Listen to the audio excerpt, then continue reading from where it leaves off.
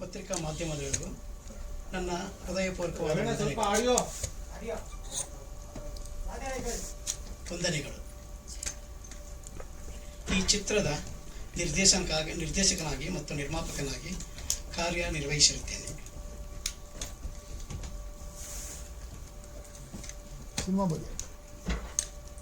ಈ ಚಿತ್ರವನ್ನು ನಿರ್ಮಾಣ ಮಾಡುವಾಗ ಹಲವಾರು ಘಟನೆಗಳು ದುರಂತರವಾಗಿ ಬಂದಂಥ ಘಟನೆಗಳನ್ನು ಹೇಳಲು ವಿಚಿತ್ರವಾಗಿರುತ್ತದೆ. ದೃಶ್ಯವನ್ನು ಶೂಟ್ ಮಾಡುವಾಗ ಕೆಲವು ಅನೈತಿಕವಾದ ಘಟನೆ ಆತ್ಮದ ರೂಪದಲ್ಲಿ ಬಂದು ನಮಗೆ ಕಾಣಿಸಿಕೊಂಡು ಹಲವಾರು ತೊಂದರೆಗಳಾಗಿ ನಮಗೆ ಇಡೀ ಚಿತ್ರ ಪ್ರಾರಂಭದಿಂದ ಕೊನೆಯ ಹಂತದವರೆಗೂ ಹಲವಾರು ತೊಡಕುಗಳು ತೊಂದರೆಗಳು ಆಗಿರುತ್ತವೆ. ಆದರೂ ಕೂಡ ಅದನ್ನೆಲ್ಲನೂ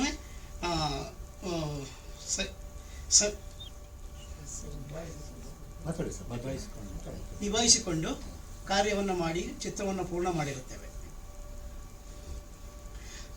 ಯಾಕಂದ್ರೆ ನನಗೆ ಸ್ವಲ್ಪ ಶ್ಲೋಕ ಆಗಿರೋದ್ರಿಂದ ಸ್ವಲ್ಪ ಮಾತುಗಳು ಸಂಸ್ಕಬೇಕು. ಅದರ ಜೊತೆಯಲ್ಲಿ ನಮ್ಮ ನಾಯಕ ಮತ್ತು ನಾಯಕಿ ಮತ್ತು ಸಹ ಕಲಾವಿದರೆಲ್ಲರೂ ನಮಗೆ ಸಹಕಾರವನ್ನು ಕೊಟ್ಟು ಜೊತೆಯಲ್ಲಿ ಸಹಕರಿಸಿರುತ್ತಾರೆ.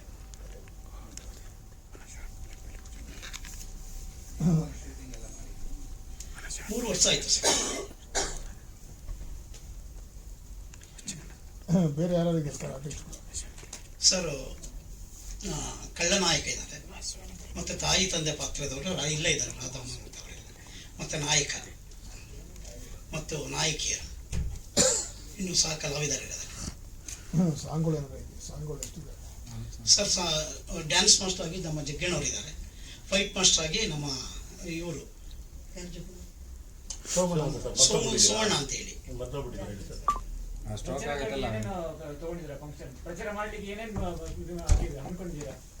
ಸರ್ ಈಗ ತಮ್ಮ ಮಾಧ್ಯಮದ ಮುಖಾಂತರವಾಗಿ ತಮ್ಮ ಸಹಕಾರಗಳ ಜೊತೆಗೆ ನಾನು ಎಲ್ಲ ಮಾಡಬೇಕು ಅಂತಿದ್ದೀನಿ ಸರ್. ಎಲ್ಲೆಲ್ಲಿ ಶೂಟ್ ಮಾಡಿದ್ರೆ ಎಷ್ಟು ದಿನ ಆಯಿತು ಶೂಟಿಂಗ್? ಸರ್ ಗೋಪಾಲಪುರ ಅಂತ ಹೇಳಿ HD ಕೋಟೆ ಹತ್ರ ಹೆಚ್ಚು ಕಡಿಮೆ ಒಂದು 40 ದಿನ ಆಯಿತು ಸರ್ ಶೂಟಿಂಗ್.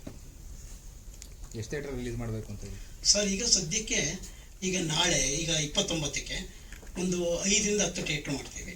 ನೆಕ್ಸ್ಟ್ ವೀಕಲ್ಲಿ ಎಲ್ಲ ಜಿಲ್ಲೆಗಳಲ್ಲೂ ಮಾಡೋಕ್ಕೆ ಪ್ರಯತ್ನ ಮಾಡಿದ್ದೀವಿ ಸರ್. ಕೊಡಿ ಹೀರೋ ಕೊಡಿ. ನಮಸ್ಕಾರ. ಎಲ್ಲ ಮಾಧ್ಯಮ ಮಿತ್ರರಿಗೆ ನನ್ನ ವಂದನೆಗಳು. ಆಕ್ಚುಲಿ ನಾನು ತೆಲುಗು ಓದಿರೋದು, ಮುಳಬಾಗಲಲ್ಲಿ ಹುಟ್ಟಿದ್ದು ನಾನು, ನಂಗಿಲಿಯಲ್ಲಿ. ತೆಲುಗು ಓದಿರೋದ್ರಿಂದ ನನಗೆ ಸ್ವಲ್ಪ ಕನ್ನಡ ಸ್ವಲ್ಪ ಇದಾಗುತ್ತೆ. ನನ್ನ ಅದೊಂದು ರಿಕ್ವೆಸ್ಟ್ ಇರಲಿ.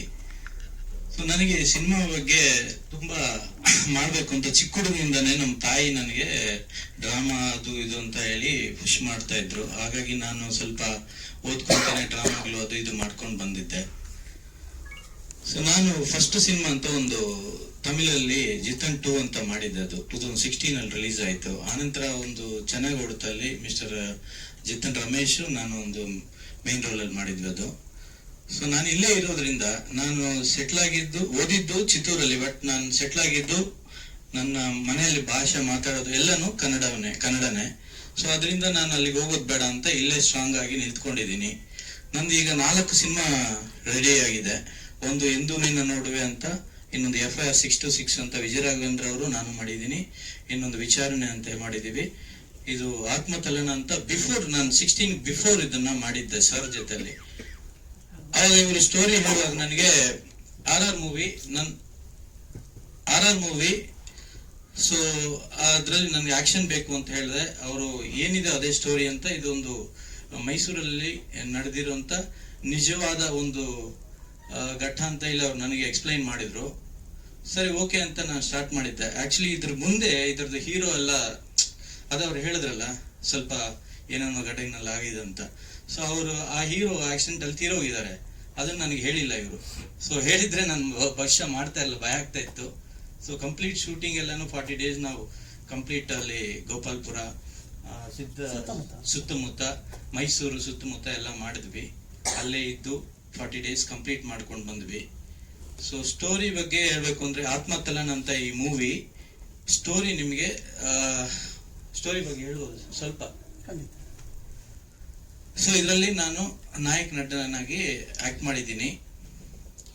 ಒಂದು ರೈತ ಕುಟುಂಬದಲ್ಲಿ ಬಡವರು, ಬೇಸಿಕ್ಲಿ ವಿಲೇಜ್ ಅಲ್ಲಿ ಒಂದು ಬಡವರು ಏನಿರ್ತಾರೋ, ಇದು ವಿಲೇಜ್ ಅಲ್ಲಿ ಇರೋ ಎಲ್ಲರಿಗೂ ಲೈಕ್ ಆಗುತ್ತೆ ಈ ಮೂವಿ. ಯಾಕಂತ ಹೇಳಿದ್ರೆ ಅಲ್ಲಿರೋ ಜನ, ಅಲ್ಲಿರೋ ಸಿಚುವೇಶನ್ಸ್ ಇದೇ ತರ ಇರುತ್ತೆ. ನಮ್ಮ ಸಿನಿಮಾಲಿ ಏನಿದೆಯೋ ಇದೇ ತರ ಇರುತ್ತೆ. ಯಾಕಂತ ಹೇಳಿದ್ರೆ ಅಲ್ಲಿ ನಮ್ಮ ಅಪ್ಪ ನಮ್ಮ ಅಮ್ಮ ನನ್ನ ತುಂಬಾ ಕಷ್ಟದಿಂದ ಓದಿಸ್ತಾರೆ. ಓದಿಸಾದ್ಮೇಲೆ ಕೆಲಸ ಸಿಕ್ಕಲ್ಲ. ಸೊ ಅದಕ್ಕೆ ನಮ್ಮ ತಾಯಿ ತಂದೆಯವರು ನನ್ನ ಎಲ್ಲ ಕಡೆ ಟ್ರೈ ಮಾಡಿ ಅಂತಾರೆ. ಅವರಿಗೆ ದೇಶಭಕ್ತಿ, ಅವರಲ್ಲಿರೋ ದೇಶಭಕ್ತಿ ತುಂಬಾ ಇರುತ್ತೆ ನಮ್ಮ ತಾಯಿ ತಂದೆಗೆ. ಹಾಗಾಗಿ ನನ್ನ ಮಿಲಿಟರಿಯಲ್ಲಿ ಜಾಬ್ಗೆ ಸೇರ್ಕೊಳ್ಳಿ ಅಂತ ನನ್ನ ಕಲಿಸ್ತಾರೆ. ನಾನು ಅಪ್ಲೈ ಮಾಡ್ತೀನಿ, ನನಗೆ ಜಾಬ್ ಸಿಗುತ್ತೆ. ಸೊ ಆನಂತರ ಒಂದು ಲವ್ ಆಗತ್ತೆ ನನಗೆ. ಅದಾದ್ಮೇಲೆ ನಾನು ಮಿಲಿಟರಿಗೆ ಹೋಗ್ತೀನಿ. ಮಿಲಿಟರಿಗೆ ಹೋಗಿ ಬರೋಷ್ಟವರೆಗೆ ಅಲ್ಲಿ ಅಪ್ಪ ಅಮ್ಮ ತೀರೋಗಿರ್ತಾರೆ. ನನ್ನ ಮತ್ತೆ ಕರೆದು ನಮ್ಮ ಲವರ್ ಮೀನ್ಸ್ ಹೀರೋಯಿನ್ ಎಲ್ಲರನ್ನ ಸಾಯಿಸಿರ್ತಾರೆ ಆ ಊರಲ್ಲಿ. ಒಂದು ದೊಡ್ಡ ಯಜಮಾನ, ಆ ಊರ ಯಜಮಾನ. ಸೊ ಅದೆಲ್ಲ ನನ್ಗೆ ಗೊತ್ತಾಗತ್ತೆ. ಪ್ಲಸ್ ಅಲ್ಲಿಂದ ನಾನು ಏನ್ ರಿಟರ್ನ್ ಇದಾಗ್ತೀನಿ. ಸೊ ಆತ್ಮ ಏನೇನ್ ಮಾಡುತ್ತೆ ನೆಕ್ಸ್ಟ್ ಫ್ಯೂಚರ್, ಅದೊಂದು ಕ್ವಶನ್ ಮಾರ್ಕು. ಸೊ ಸಿನಿಮಾ ತುಂಬಾ ಚೆನ್ನಾಗಿದೆ. ಫೈಟ್ಸ್, ನನ್ನ ಆಕ್ಷನ್ ಬೇಕು ಅಂತಾನೆ 2-3 ಈ ಸಿನಿಮಾದಲ್ಲಿ 3 ಸಾಂಗ್ ಇದೆ ಸರ್. 3 ಸಾಂಗ್ ನಾನೇ ಮಾಡಿದ್ದೀನಿ. ಒಂದು ಐಟಮ್ ಸಾಂಗ್ ಇದೆ, ಒಂದು ಹರರ್ ಸಾಂಗು, ಮತ್ತು ಡುಯೆಟ್ ಸಾಂಗು, ಮತ್ತು ಇನ್ನೊಂದು ಬಿಟ್ ಇದೆ. ಇದೊಂದು 3-4 ವರ್ಷದ ಹಿಂದೆ ಮಾಡಿರೋಂಥ ಸಿನಿಮಾ ಇದು. ಕಾರಣದಿಂದ ನಮ್ಮ ಡೈರೆಕ್ಟರ್ ಸ್ವಲ್ಪ. ಮೊದಲಿಗೆ ಮಾಧ್ಯಮದವರೆಲ್ಲರಿಗೂ ನನ್ನ ನಮಸ್ಕಾರ. ಥ್ಯಾಂಕ್ ಯು ಕೃಷ್ಣ ಸರ್ ನನಗೆ ಈ ಆಪರ್ಚುನಿಟಿ ಕೊಟ್ಟಿದ್ದಕ್ಕೆ. ನನ್ನ ಹೆಸರು ಗೌರಿ ಅಂತ. ಸೊ ಇದರಲ್ಲಿ ಆತ್ಮತಲಣ ಮೂವಿಯಲ್ಲಿ ಹಾರರ್ ಕ್ಯಾರೆಕ್ಟರ್ ಮಾಡಿದ್ದೀನಿ. ನನಗೆ ಹಾರರ್ ಮೂವಿ ಅಂದ್ರೇ ತುಂಬಾ ಭಯ, ನಾನೇ ನೋಡಲ್ಲ ಆ್ಯಕ್ಚುಲಿ. ಮತ್ತೆ ಕ್ಷಮಿಸಿ, ಯಾಕಂದರೆ ಇವ್ರನ್ನ ಆರ್ಟಿಸ್ಟ್ನ ನಾನು ಕೃಷ್ಣಪ್ಪ ಕೊಟ್ಟಿದ್ದು ನಾನೇನೆ. ಒಂದು ದೆವ್ವದ ಕಾನ್ಸೆಪ್ಟ್ ಇರೋದ್ರಿಂದ ಹೇಳಿದೆ. ಇದು ಫಸ್ಟ್ ಟೈಮ್ ಬರ್ತಾ ಇರೋದು, ದಯವಿಟ್ಟು ಕ್ಷಮೆ ಇರಲಿ.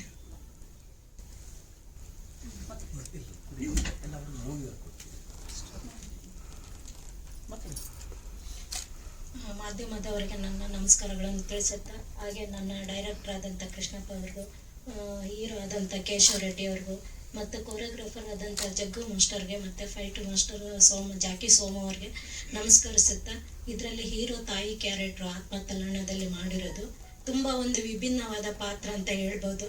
ಯಾಕೆಂದರೆ ಮಗ ಅದರಲ್ಲಿ ಯಾವ ಸಿಚುವೇಶನ್ನಲ್ಲಿ ತಂದೆ ತಾಯಿನ ಬಿಟ್ಟು ದೇಶಕ್ಕೋಸ್ಕರ ಅವನು ಹೋಗ್ತಾನೆ. ಮತ್ತು ಅಲ್ಲಿಂದ ಬರೋ ಟೈಮಲ್ಲಿ ಅವನ ಹೆಂಡತಿ ಆಗಲಿ ತಂದೆ ತಾಯಿ ಆಗಲಿ ಅದು ಸತ್ತಿರೋ ಕ್ಯಾರೆಕ್ಟರ್ ನೋಡಿದರೆ, ಮತ್ತೆ ಜೀವಂತವಾಗಿ ಅಲ್ಲಿ ಒಂದು ಡೆಡ್ ಬಾಡಿನ ಊತಾಕಿ ಅದರಲ್ಲಿ ಬಂದಂಥ ಆತ್ಮ ನಾವು ನಿಜವಾಗ್ಲೂ ಎಷ್ಟೋ ಕಡೆ ಕತೆಗಳಲ್ಲಾಗಲಿ ಅಥವಾ ಡ್ರಾಮಾಗಳಲ್ಲಾಗಲಿ ನಾವು ಒಂದು ಇದರಲ್ಲಿ ನೋಡಿರ್ಬೋದು, ಓದಿರ್ಬೋದು. ಆತ್ಮ ಇದೆಯಾ ಇಲ್ಲೋ ಅಂತ ಎಷ್ಟೋ ಸರಿ ನಮ್ಮಲ್ಲಿ ನಾವೇ ಪ್ರಶ್ನೆಗಳನ್ನ ಹಾಕ್ಕೊಳ್ತೀವಿ. ಬಟ್ ಇದರಲ್ಲಿ ನೋಡಿದಾಗ ಈಗ ಇದು 4-5 ವರ್ಷದ ಸಿನಿಮಾ ರಿಲೀಸ್ ಮಾಡಬೇಕು ಅಂತ ಅಂದಾಗೆಲ್ಲ ಒಂದೊಂದು ಅಡೆತಡೆಗಳು ಬರ್ತಾನೆ ಇದೆ. ಹಂಗಾಗಿ ಈ ಸರಿ ಖಂಡಿತವಾಗ್ಲೂ ರಿಲೀಸ್ ಮಾಡಬೇಕು ಅಂತ ಅಂದ್ಕೊಂಡು ನಾವು ನಿಮ್ಮನ್ನ ಕರೆಸಿ ಇದು ಮಾಡಿ ಈ ಥರ ಪತ್ರಿಕೆ ಮುಖಾಂತರನಾದರೂ ಸಿನಿಮಾ ಹೊರ ಹೊಮ್ಮಲಿ ಅಂತ ನಾನು ಕೇಳ್ಕೊಳ್ತಾ ಇದ್ದೀನಿ. ತುಂಬ ಎಷ್ಟು ಎಲ್ಲ ಆರ್ಟಿಸ್ಟ್ಗಳು ಸುಮಾರು ಅಲ್ಲಿ 1 ತಿಂಗಳು ನಾವು ಯಾವ ಥರ ಕಷ್ಟಪಟ್ಟಿದ್ದೀವಿ ಅಂದರೆ ಅದು ನಮಗೆ ಗೊತ್ತು ಸರ್. ನಿಜವಾಗ್ಲೂ ಸಿನಿಮಾ ಅಂದರೆ ಏನು ಅಂತ ತಿಳ್ಕೋಬೇಕು. ಒಬ್ಬ ಡೈರೆಕ್ಟರ್ ಆದರೂ ಅಲ್ಲಿ ಅದಕ್ಕೆ ಎಷ್ಟು ಕಷ್ಟ ಪಡ್ತಾರೆ ಅನ್ನೋದು ಗೊತ್ತಾಗುತ್ತೆ. ಕೆಲವೊಂದು ಟೈಮಲ್ಲಿ ಒಂದೊಂದು ಟೈಮ್ಗೂ ಅದನ್ನು ನಾವು ಲೆಕ್ಕ ಹಾಕಬೇಕಾಗುತ್ತೆ. ಸಿನಿಮಾ ಅಂದರೆ ಅಷ್ಟು ಸುಲಭವಾಗಿ ರಿಲೀಸ್ ಮಾಡೋ ಅಂಥದ್ದಲ್ಲ. ಅದರಲ್ಲಿ ಬರೋವಂಥದ್ದೆಲ್ಲ ಕಷ್ಟ ನೋವುಗಳನ್ನ ಎಲ್ಲದನ್ನು ಅಡ್ಜಸ್ಟ್ ಮಾಡಿಕೊಂಡು ಅದೊಂದು ತೆರೆ ಮೇಲೆ ತರಬೇಕು ಅಂತ ಅಂದರೆ ತುಂಬ ಪ್ರಾಮಾಣಿಕವಾಗಿ ಇರಬೇಕಾಗುತ್ತೆ ಅಂತ ಅಂದ್ಕೊಳ್ತೀನಿ. ನನಗೆ ತಾಯಿ ಕ್ಯಾರೆಕ್ಟರ್ ಕೊಟ್ಟು ನಾನು ಇದು 2ನೇ ಮೂವಿ ನಾನು ಮಾಡಿರೋದು. ಮೊದಲು ಕಾರಾಬಾದ್ ಮೂವಿ ಅಂತ MS ರವೀಂದ್ರ ಅವರದ್ರಲ್ಲಿ ಮಾಡಿದ್ದೆ. ಮತ್ತು ಸಾಮ್ರಾಟ ಅನ್ನೋದ್ರಲ್ಲಿ ಹೀರೋಯಿನ್ಗೆ ತಾಯಿ ಕ್ಯಾರೆಕ್ಟರ್ ಮಾಡಿ ಈಗ ಇದು 3ನೇ ಮೂವಿಲಿ ನಾನು ಮಾಡಿರೋಂಥದ್ದು. ಇದು ಒಳ್ಳೇದಾಗಲಿ, ಈ ಸಿನಿಮಾ ಎಲ್ಲರಿಗೂ ಒಂದು ಸಕ್ಸಸ್ ತರಲಿ ಅಂತ ನಾನು ದೇವರಲ್ಲಿ ಪ್ರಾರ್ಥನೆ ಮಾಡ್ತೀನಿ. ಮತ್ತು ನಿಮ್ಮಲ್ಲೂ ಕಳಕಳಿಯಾಗಿ ಕೇಳ್ಕೊಳ್ತೀನಿ ಸರ್. Thank you. ಹಲೋ, ನಮಸ್ಕಾರ ಎಲ್ರಿಗೂ. ನಮಸ್ಕಾರ ಮೀಡಿಯಾ. ನನ್ನ ಒಂದು ಕಿರು ಪರಿಚಯ. ನನ್ನ ಹೆಸರು ಅಮೂಲ್ ಗೌಡ ಅಂತ. ನಾನು ಫ್ರಮ್ ಮುಂಬೈಯಿಂದ. ನಾನು ಸಿನಿಮಾ ಸೀರಿಯಲ್ಗಂತಾನೆ ನಾನು ಬಂದಿರೋದು. ನಾನು ಬಂದು ಒಂದು 5 years ಆಯ್ತು ಬ್ಯಾಂಗ್ಳೂರ್ಗೆ. ಬಂದಾಗ ನನಗೆ ಫಸ್ಟು ನಾನು ಸುಬ್ಲಕ್ಷ್ಮಿ ಸಂಸಾರ ಅಂತ ಸೀರಿಯಲ್ ಮಾಡ್ತಾ ಇದ್ದೆ, ನೆಗೆಟಿವ್ ರೋಲು. ಸೊ ಅವಾಗ ನನಗೆ ಕುಮಾರ್ ಅಂತ ಅವರು ಮೈಸೂರು ಕಡೆಯಿಂದ ಕೊರಿಯೋಗ್ರಾಫರ್ ನನಗೆ ಕಾಲ್ ಮಾಡಿದ್ರು, ಪ್ರೊಡ್ಯೂಸರ್ ಕಡೆಯಿಂದ ಕಾಲ್ ಮಾಡಿ ಒಂದು ಸಾಂಗ್ ಇದೆ, ಐಟಮ್ ಸಾಂಗ್ ಮಾಡ್ಬೋದಾ ಅಂತ. ಆ್ಯಕ್ಚುಲಿ ನಾನು ನೆಗೆಟಿವ್ ರೋಲ್ಗಂತಾನೆ ರೆಡಿ ಆಗಿರೋದು. ಇವಾಗ ನಾನು ವರ್ಕೌಟ್ 95 kg ಇದ್ದಿದ್ದು ಇವಾಗ 62 ಬಂದು, ಸೊ ನೆಗೆಟಿವ್ ರೋಲ್ಗಂತಾನೆ ನಾನು ಗುರ್ಸ್ಕೋತಾ ಇರೋದು. ಅವರು ಹೇಳಿದಾಗ ವರ್ಷದಲ್ಲಿ ಯಾವುದೇ ಫಸ್ಟ್ ಬಂದಾಗ ಅದನ್ನು ಒಪ್ಕೋಬೇಕಂತೆ, ಫಸ್ಟ್ ವರ್ಕ್ ಬಂದಾಗ. ಸೊ ಅದನ್ನ ಅವ್ರು ರಿಜೆಕ್ಟ್ ಮಾಡಿಬಿಟ್ರೆ ಮತ್ತೆ ವರ್ಷ ಇಡೀ ರಿಜೆಕ್ಟ್ ಆಗ್ತಾ ಹೋಗುತ್ತೆ. ಸೊ ಹಾಗಾಗಿ ನಾನೇನು ಮಾಡಿದೆ, ಸರಿ ಸರ್ ಆಯ್ತು ಮಾಡ್ತೀನಿ, ನನ್ನನ್ನು ನೀವು ಡಾನ್ಸ್ ಎಲ್ಲ ನನಗೆ ಕಲಿಸ್ಬೇಕು, ನನಗೆ ಬರಲ್ಲ ಅಂತ. ಸೊ ಮೈಸೂರಿಗೆ ಕರೆದು ಒಂದಿನ ಫುಲ್ಲು ನನಗೆ ಹೇಳ್ಕೊಟ್ರು. ಅವ್ರು ಏನು ಹೇಳ್ಕೊಟ್ಟಿದ್ದಾರೆ ಅದು ನಾನು ಚೆನ್ನಾಗಿ ಮಾಡಿದ್ದೀನಿ. ಅವ್ರು ಇವತ್ತಿಲ್ಲ, ಕರೋನಾದಲ್ಲಿ ತೀರ್ಕೊಂಡಿದ್ದಾರೆ. ಇವರೆಲ್ಲರೂ ಯಾರ್ಯಾರೋ ತೀರ್ಕೊಂಡಿದ್ದಾರೆ ಅಂತ ಅಂದರು, ಮೂವಿಯಲ್ಲಿ ಏನೋ ಸಮಥಿಂಗ್ ಇದೆ ಅಂತ. ಸೊ ಐ ಥಿಂಕ್ ನಾನು ಇವಾಗ ಅನ್ಕೋತೀನಿ ಅದರಿಂದನೇ ಆಗಿರ್ಬೋದು ಅಂತ. ಸೊ ನನಗೆ ಕೋರಿಯೋಗ್ರಾಫ್ ಮಾಡಿದವರು ಅವರು. ಸೊ ಈ ಸಿನಿಮಾದ ಬಗ್ಗೆ ಹೇಳಬೇಕು ಅಂದರೆ, ಒಂದು ಒಳ್ಳೆ ಸಾಂಗ್, ಅದು ತುಂಬ ಚೆನ್ನಾಗಿದೆ ಸಾಂಗು. ಅದರಲ್ಲಿ ನಾನು ಮಾಡಿದ್ದೀನಿ ಅನ್ನೋದೇ ಒಂದು ಖುಷಿ. ಅದಾದ್ಮೇಲೆ ನಾನು ತುಂಬ ಇವಾಗ ತಮಿಳಲ್ಲಿ ಕೂಡ 2 ಸಿನಿಮಾಗಳನ್ನ ಮಾಡ್ತೀನಿ, ಎಲ್ಲದು ನೆಗೆಟಿವ್ ರೋಲ್ನೇ. ನಾನು ಒಂದು 15 ಸಿನಿಮಾ ಮಾಡಿದ್ದೀನಿ. ಹೇಳ್ಕೊಳಕ್ಕೆ ಬೇಜಾರಾಗತ್ತೆ, ಯಾಕಂದರೆ ಹೊಸಬ್ರನ್ನ ಬೆಳೆಸೋದು ತುಂಬ ಕಷ್ಟ. ಸೊ ಹಾಗಾಗಿ ಈ ಸಿನಿಮಾದಲ್ಲಿ ಆಲ್ಮೋಸ್ಟ್ ಆಲ್ ಹೊಸಬ್ರೇ ಮಾಡಿದ್ದಾರೆ ಅಂತ ಅನ್ಕೋತೀನಿ.